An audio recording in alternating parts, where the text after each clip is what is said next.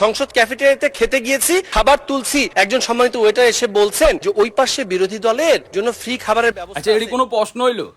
সংসদে বইয়ে একটা বিরোধী দলীয় এমপি যদি স্পিকার এই কথাটা বলে যে মাননীয় স্পিকার সাহেব, বিরোধী দলীয় খানা হইলে এ ভিন্নে, সরকার দলীয় খানা হইলে এ ভিন্নে, আর এ কথার লাগা যদি 5 মিনিট আপনারা সময় দেয়, আর এই 5 মিনিটের মধ্যে 1 মিনিট এই কথাটাও আপনি ব্যয় করেন, তাহলে বাকি 4 মিনিট আপনি কী করবেন? আমি বুঝি না বিরোধী দলের যে এমপি মন্ত্রী হেগো কাজ হইলো কি? সরকার দলীয় মানে নেতা এমপি মন্ত্রীরা কি উদ্যোগ নিতে আছে, বা সরকার থেকে কি উদ্যোগ নিতে আছে দেশের উন্নয়নের কথা, এটা যদি সঠিক হয়ে থাকে কিংবা ব্যাঠিক হয়ে থাকে, তাহলে আপনারা এটা প্রতিবাদ করবেন। কি বা দেশে এরা কি করতে চাইতেছে, এরা ঠিক না ব্যাঠিক, এ ব্যাপারে আপনারা আলোচনা করবেন।